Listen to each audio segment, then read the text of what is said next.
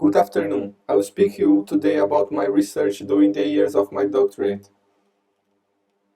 In this talk, I will first introduce the physical context of my thesis investigation and talk about the objective pursued. Then I will expose the most interesting effects and the results obtained in the investigation of quadratic solitons in three configurations. Finally, I will end with some conclusions and perspectives of future works. This thesis is mainly devoted to the study of solitons in optical systems with quadratic nonlinearity. We investigate the properties of these solitons, such as the amplitude, profiles, power, and stability. We investigated lossless systems with periodic modulations of refractive index and nonlinear susceptibility, and systems with gain and losses with parity time symmetry, one with a periodic potential and other with a localized potential. In both cases, the nonlinearity is constant. Now I talk about parity time symmetry. In general, a non-Hermitian operator has a complex eigenvalue. But it was found that a special class of operators possessing parity time symmetry can have real eigenvalues. This phenomenon was first reported in quantum mechanics. The Schrödinger equation has great similarity with parabolic equation in optics, which we used in this thesis, proving to be a good physical setup for experimentation.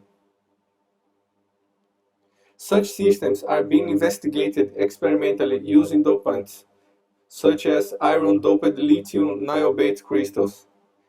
A gain can be generated by pumping from the top via photorefractive two-wave mixing to provide the necessary gain for the guided light, while the regions where the pump is absent experiences a loss. The periodic arrangement can be constructed with a mask with periodic holes above the material as shown in figure.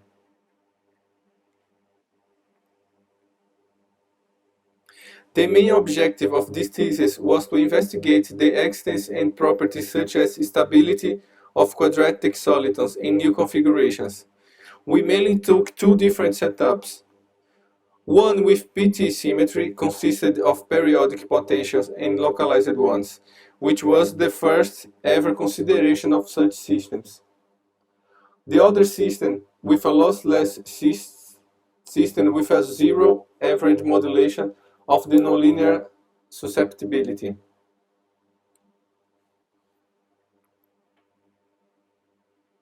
In my research, I mostly used numerical methods to find and study solitons. A shooting method was used for solving a boundary value problem, which is reduced to the solution of initial value problem. In the case of solitons, the boundary condition is zero amplitude at the ends of the computational domain. The initial value problem depends on the symmetry of the solitons. This method itself relies on analytical results about the asymptotics of solitons and symmetry arguments. The second method, Newton-Raphson, is a well-known relaxation method which I used to refine the solutions obtained by the shooting method. The dynamics of solitons was studied using a split-step scheme where the equations are divided in two parts. The part containing derivatives is integrated using fast Fourier transform, and potentials and nonlinear parts are integrated with a 60-order Runge-Kutta method. The evolution of the system is obtained by alternating the two steps. The dynamics was mostly studied in the sense of checking the stability or the absence. We also used the linear stability analysis framework, where perturbations of small amplitude are added to a given soliton. The study of the eigenvalues of the linear approximation of such conditions are used to verify and predict the stability of solitons with success. One of the problems we investigated is the existence and properties of solitons in a one-dimensional photonic crystal, a system where the refractive index has a symmetric periodical modulation. The light propagates in a direction transverse to this modulation. Our main interest was to study the influence of gain and loss disposed antisymmetrically on the properties of solitons. We consider the gain and loss to act through the fundamental field only, a reasonable assumption since in real-world realization the gain and loss mechanisms are induced by resonant dopants with inverted and uninverted populations in the gain and loss regions, respectively. We studied solitons in all total gaps shown in figure. Here we show results for the second gap, which reserves the most interesting and unique results. First, we note that there are only fundamental field band edge bifurcations. The effect of gain loss is to reduce the size of the gap as it gets higher values, eventually disappearing. We could observe that for the first time, solitons in a region of the band of the second harmonic, a so-called embedded soliton. The embedded solitons were previously reported for a system described by a generalized third-order nonlinear Schrödinger equation.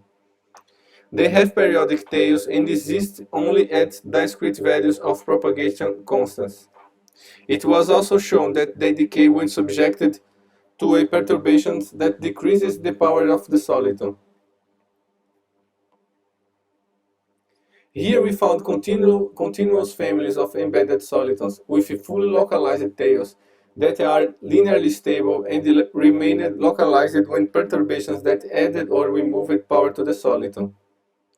We mentioned that embedded solitons were not found in the conservative case for the present system.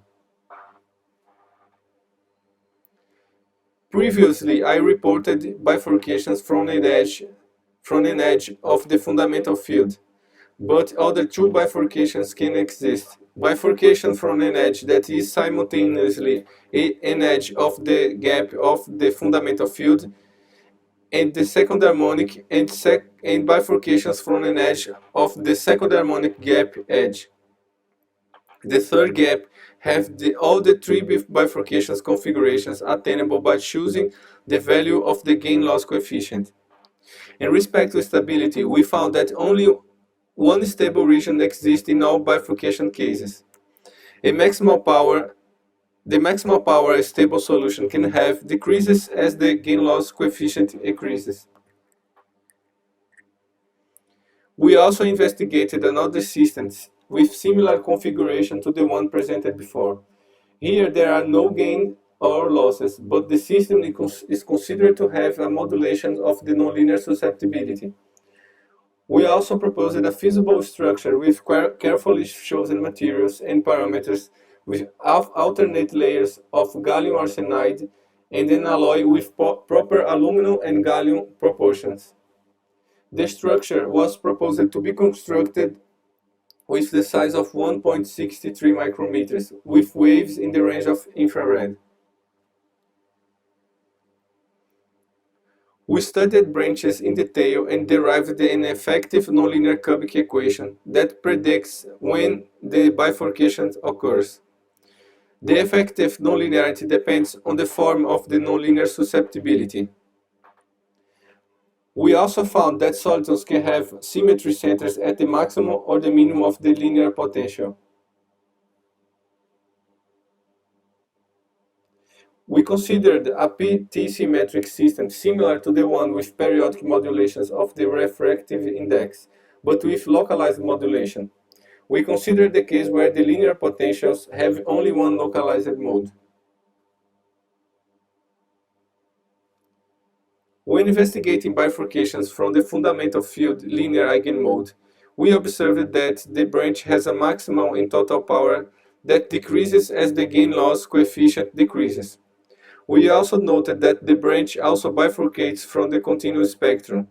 Such behavior was not found in the conservative case. There is a cutoff similar to the case of solitons in periodic medium when the mismatch shifts the continuous spectrum band of the second harmonic into positive values of propagation constant. Bifurcations from the second harmonic mode has the interesting feature that the second harmonic have in general a finite amplitude even when the fundamental field vanishes near the bifurcation point. The situation can be seen as follows. The finite amplitude of the second harmonic effectively creates a perturbed potential seen by the fundamental field. The precise value of the amplitude of the second harmonic makes this perturbed linear problem to have a localized mode exactly at the propagation constant of the second harmonic mode. In fact, we discovered that what appears to be an infinite number, or at least a very large, of values of second harmonic amplitudes that satisfy this condition, as you can see in the figure. We found, however, that only the branch with the lowest value of second harmonic amplitude has stable solutions. Another interesting fact is that such bifurcation supports stable solitons well above the PT symmetry breaking threshold. In fact, instability always appears as a finite interval, where the length increases with the gain-loss coefficient.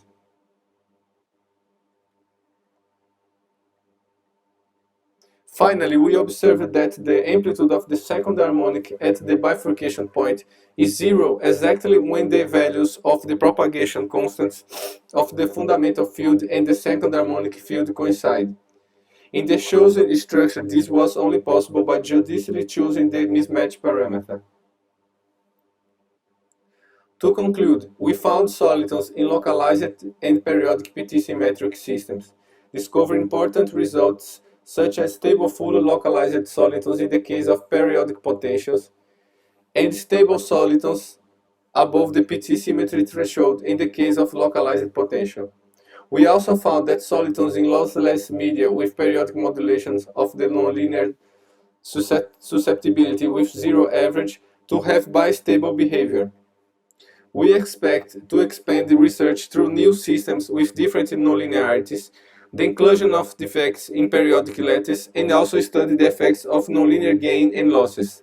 Thank you.